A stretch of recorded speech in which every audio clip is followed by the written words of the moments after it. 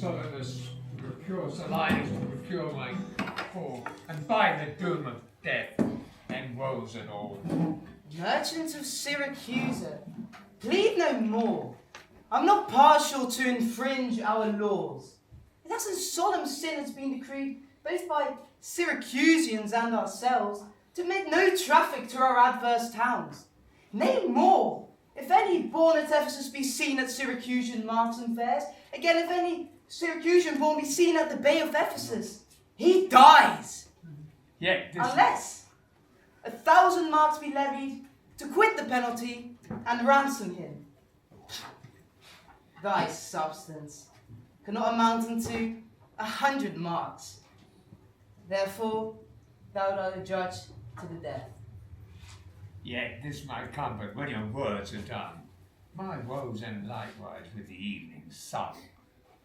Well, Syracusian, say in brief what cause thou camest to Ephesus. A heavier burden could not have been imposed, and I, to speak my griefs unspeakable. In Syracuse was I born, and wed unto a woman, happy but for me. With her I lived in joy. My wealth increased by prosperous voyages I often made to Epidamium, until my factor's death drew me from kind embracements of my spouse, from whom mine absence was 6 months old. Before herself had made provision for her following me. There she had not been long, before she became a joyful mother of 2 goodly sons. This was strange, for one so like the other as could not be distinguished but by names. That very hour, in the self-same inn, a mean woman was delivered of such a burden. Male twins, both alike, those I bought and brought up to attend my sons. My wife made daily motions for our home return.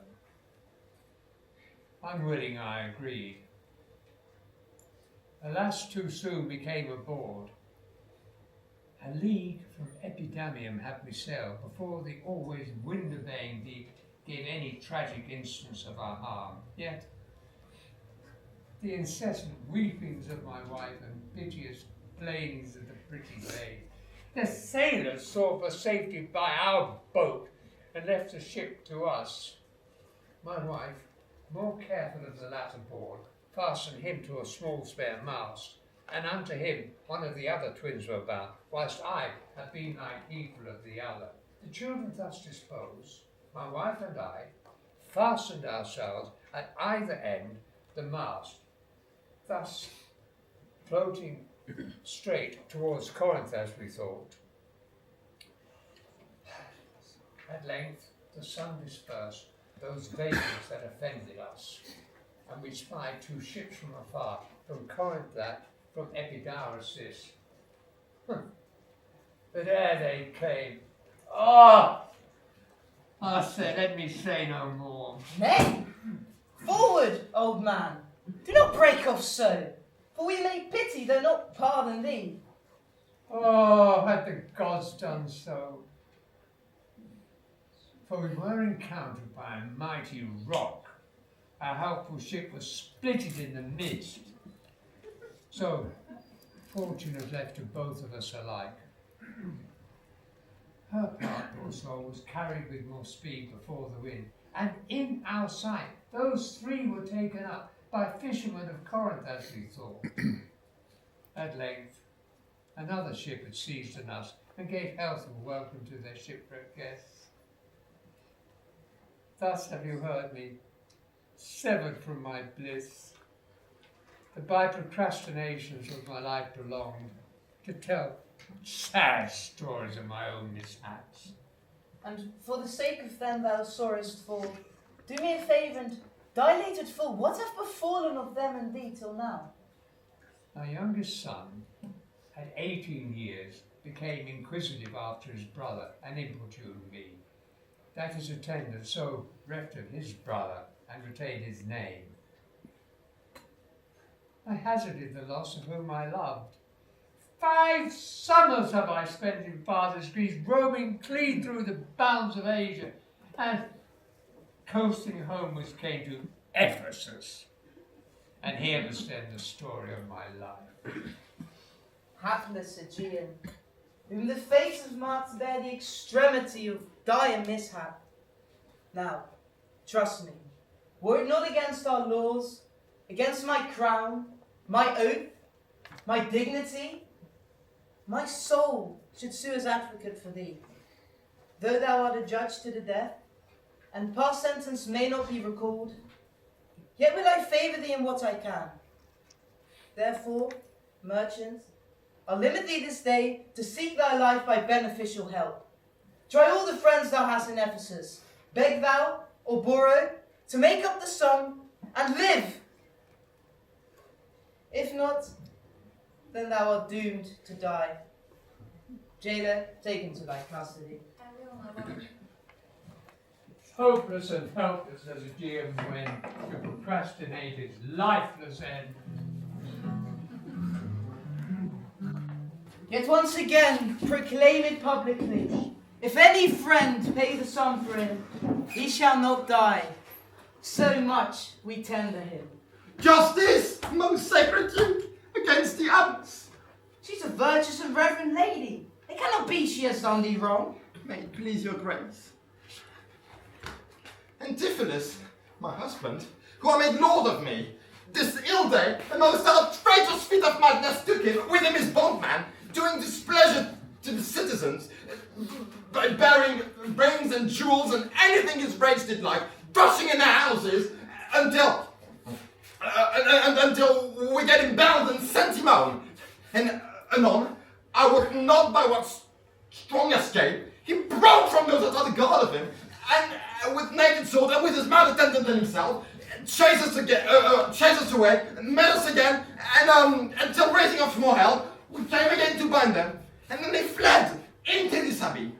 And here, the abbess shuts the gates on us, and will not suffer us to fetch him out.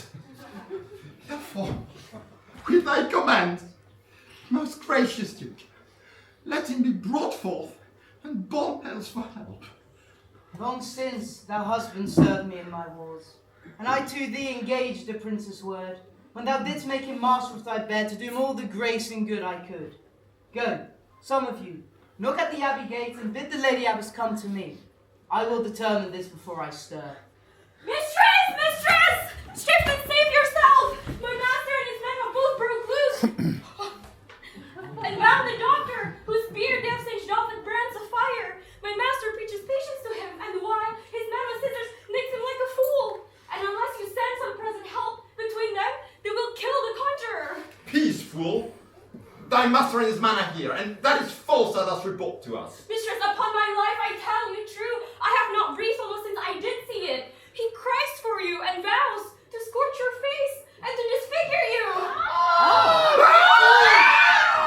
I hear it, mistress! Fly! Be gone! Stand by me! Fear nothing! God with Albert! Witness you! It's my husband! All about invisible! Even now, we housed him in the affair, and now he's healed! Bastard of human reason! Justice, most yet gracious Duke, grant me justice. Even for the service I long since did thee, when I bestrid thee in the wars, to deep scars to save thy life. Even for the blood I lost for thee. Now, grant me justice. Unless my fear of death has made me dumb, I've seen my son Antipholus and Dromio. Justice, sweet prince. Kennst that woman there? She whom thou gavest to me, to be my wife, that have abused, dishonored me, that she this day have shameless thrown on me. Discover how, and thou shalt find me just. This day, great Duke, she shut the doors upon me, while she with harlots feasted in my house. A grievous fault! Say, woman, didst thou so? No, my good lord, Myself, he, and my sister, today to dine together. Now may I look all day, nor sleep all night. But she tells your highness simple truth. Oh, perjured woman! They are both forsworn in this justly charges. My liege, I am advised what I say. Neither disturbed with the effect of wine, nor had he rest provoked with raging ire. This woman locked me out this day from dinner. And that goldsmith there, wearing that pact with her, could witness it, for he was with me then, who parted with me to go fetch a chain, promising to bring it to the porpentine where Balthazar and I to dine together. Our dinner done, and not coming thither, I went to seek him. On the street I met him in his company. That gentleman. And there, did his perjured goldsmith swear me down that I of this day received the chain, which God he knows I shall not. For the which he did arrest me with an officer. I did obey, and send my passage home for certain ducats. He with none returned, then fairly I bespoke the officer to go with me in person to my house, and by the way, we met my wife, her sister, and a rebel Moor of vile confederates, and along with them, a pinch, a hungry, lean-faced villain, mere anatomy, a mountebank. There, this pernicious slave cries out I was possessed.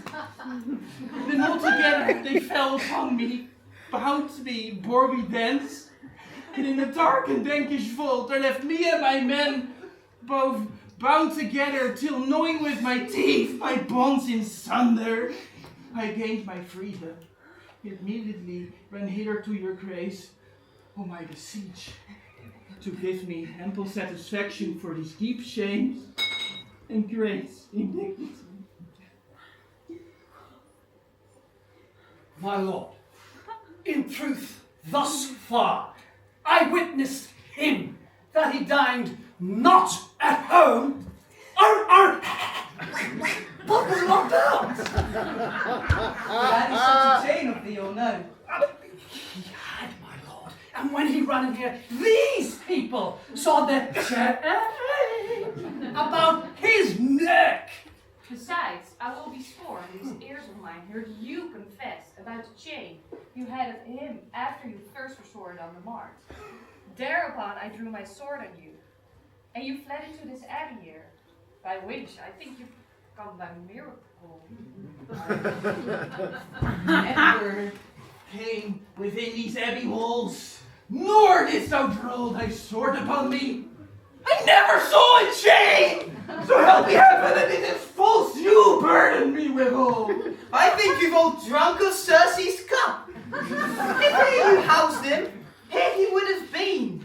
If he were mad, he would not plead so coldly. You say he dined at home. The goldsmith here denies that saying. Sarah, what say you? Sir, he dined with her there at the porpentine. He did echo my fingers next that ring. 'Tis true, my liege, this ring I had of her.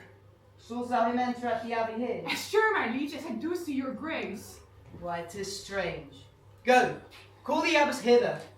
I think you're all mated or stark mad. Most mighty Duke, thou sayest me speak a word. Happily I see a friend will save my life and pay the sum that may deliver me. Speak freely, Syracusian, what thou wilt. Is not thy name so called Antipholus? Is that not your bondman Dromio? Within this hour I was his bondsman, but he, I thank him, gnawed into my cords, and now my Dromio and his man unbound. I am sure you both of you remember me. You're not Pinch's patient, are you, sir? I look you strange on me. You know me well. I never saw you in my life till now. Oh, grief has changed me since you saw me last. But shall we yet dost thou not know my voice? Neither. Dromio, nor thou? No, trust me, sir, nor I. Oh, I'm sure thou dost. Ay, sir, and I'm sure that I do not. And whatsoe'er a man denies, you are now bound to believe him. Oh no, my voice, O time's iniquity, hast thou so cracked and splitted my poor tongue in 7 short years, that here my only son knows not my feeble key of untuned cares. Tell me thou art my son Antipholus. I never saw my father in my life. But 7 years since, in Syracuse, boy, thou knowst we parted.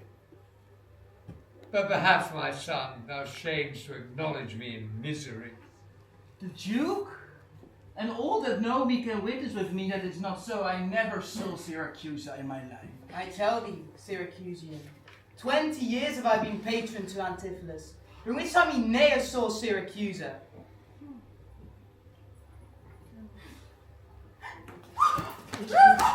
Dun dun dun. Most mighty Duke, behold a man much wronged. I see 2 husbands! Oh, my eyes deceive me! One of these men is genius to the other. But of these men, which is the natural man, and which is the spirit? Who deciphers them? I saw Andromio! Command him away! I saw Andromio! Pray let me stay! Gian, or don't know else's ghost! My old master! Who has bound him here? Whoever bound him, I will loose his bounds and gain a husband by his liberty. Speak, old Aegean, if thou beest the man that hadst a wife once called Amelia, that bore thee at birth and 2 fair sons. Oh, speak, if thou beest the same Aegean, and speak unto the same Amelia. Why, here begins this morning story right. These 2 Antipholus, these 2 so like, and these 2 Dromio, one in semblance. These are the parents to these children, who are accidentally met here together.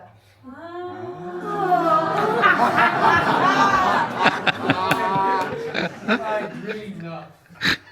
Thou art Amelia. Thou art she. Tell me, where is that son that floated with thee on the fatal rock? By men of Epidamia, and he and I, and the twin Dromio, all were taken up. I am by rude fishermen of Port to take Dromio and my son from them. And me they left with those of Epidamia. What then became of them I cannot tell. I to this fortune I have seen them. Antipholus, did thou come from Corinth first? No, sir, not I. I came from Syracuse. Stay, stand apart. I know the which is which. I come from Corinth, my most gracious lord. And I with him. Brought to this town by the most famous warrior, Duke Menaphon, your renowned uncle. Which of you 2 did dine with me today? I, gentle mistress. And I'm not my husband. No! And so do I, yet did she call me so. This fair gentlewoman, her sister here, did call me brother. What I told you then. I hope I shall have the leisure to make good of this, if this be not a dream I see and hear. Wait! That is the chat. You have me. Can you deny it? No.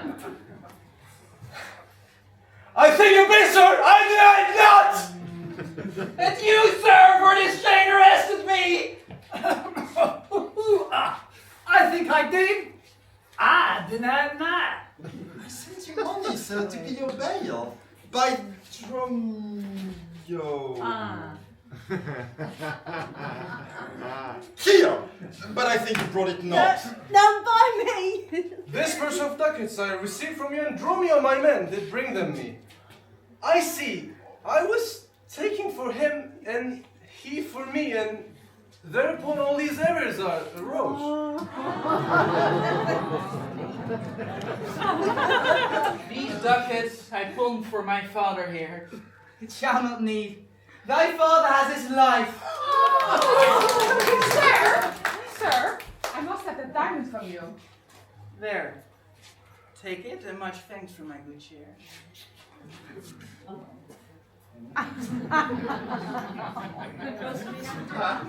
Vouchsafe to take the pains to go with us into the abbey here, and here at large discourse all our fortunes. Go, keep us company, and we shall make full satisfaction. Go to a gossip feast and go with me. After so long grief, such an activity. With all my heart shall I gossip at this feast.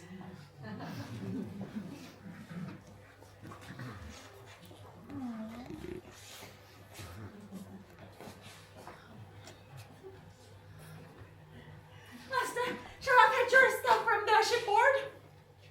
Romeo, what stuff of mine hast thou embarked? Your goods that lay at host in the centaur, sir. He speaks to me. I'm your master, Dromio. Come, go with us. We'll look to that anon. Embrace thy brother there. Rejoice with him.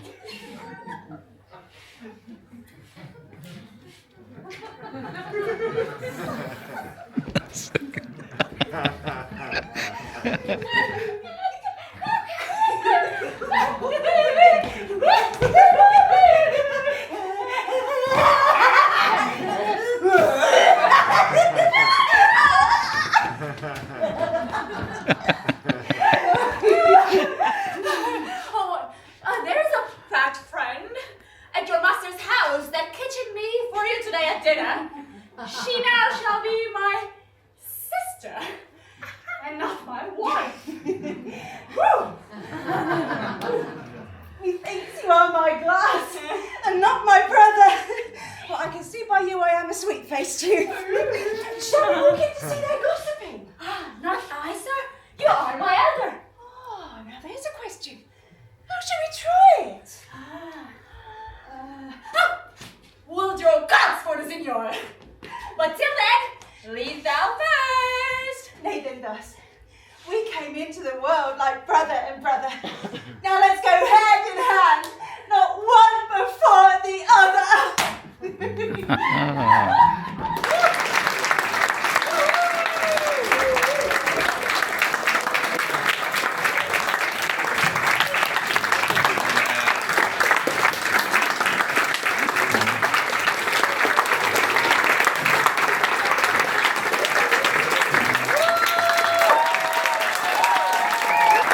Ladies and gentlemen, thank you very much for being with us this afternoon. Our theatre lives because of you guys.